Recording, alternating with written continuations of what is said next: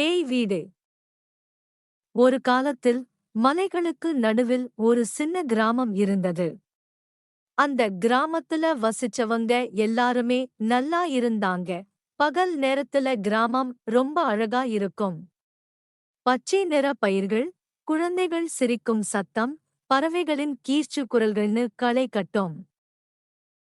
ஆனால் சூரியன் மறைஞ்சதும் கிராமத்தின் முகம் மாறிடும். அப்போதான் கிராமத்துல இருக்கிற பயங்கர ரகசியம் வெளிப்படும். இருட்டானதும் கிராமத்துல இருந்து பயங்கர சத்தங்கள் கேட்கும். சிலர் அந்த சத்தத்தை காற்று சத்தம்னு சொல்லுவாங்க. ஆனா அந்த சத்தத்தை கேட்டா எல்லாருக்கும் பயம் வரும். கிராமத்துல ஒரு பழைய வீடு இருந்தது. அந்த வீட்டை யாரும் பார்க்க மாட்டாங்க. ஏன்னா அந்த வீட்டை பார்த்தா பயம் வரும்.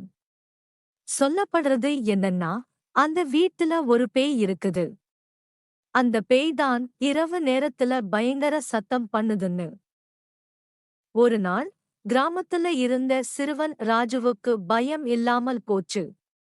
அவன் அந்த பழைய வீட்டை பார்க்க ஆசைப்பட்டான். இரவு நேரத்துல எல்லாரும் தூங்கிய பிறகு ராஜு அந்த வீட்டை நோக்கி நடந்தான்.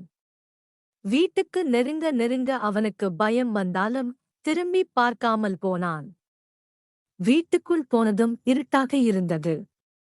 கொஞ்சம் கொஞ்சமா கண்ணுக்கு பழகியதும் அவன் பார்த்தது அதிர்ச்சியா இருந்தது. வீட்டுக்குள்ள எலும்பு கூடுகள் இருந்தன. ராஜு பயந்து கத்திட்டு ஓடினான். அப்போது பின்னால் இருந்து ஒரு குரல் கேட்டது. நீ என்ன பண்ணிக்கிட்டிருக்கே? அந்த குரலை கேட்டதும் ராஜு கால்கள் நடுங்கின. திரும்பி பார்க்காமல் ஓடினான் ராஜு. வீட்டை விட்டு வெளியே வந்ததும் சந்திரன் வெளிச்சத்துல ஒரு முதியவர் நின்னுக்கிட்டிருந்தார். அவர் ராஜுவை பார்த்து சிரித்தார். பயப்படாதே குழந்தாய், நான் பேய் இல்லை. இந்த வீட்டில் என் முன்னோர்கள் வாழ்ந்தார்கள். அவர்கள் எல்லாம் இறந்து போனதால் அவங்க எலும்பு கூடுகளை பாதுகாத்துட்டு இருக்கேன் என்றார். அதன் பிறகு ராஜுவுக்கு பயம் போய்விட்டது. அந்த முதியவரை தன்னுடைய நண்பனாக்கிக் கொண்டான். கிராமத்து மக்களுக்கும் அந்த முதியவர் உண்மையை சொல்லி பயத்தை போக்கினார். அன்று முதல் அந்த கிராமத்துல பயம் என்றதே இல்லை. குழந்தைகளே, இது ஒரு கதைதான். உண்மையில் பேய்கள் இல்லை. பயம் என்ற எண்ணத்தையும் நீங்கள் வெல்ல வேண்டும்.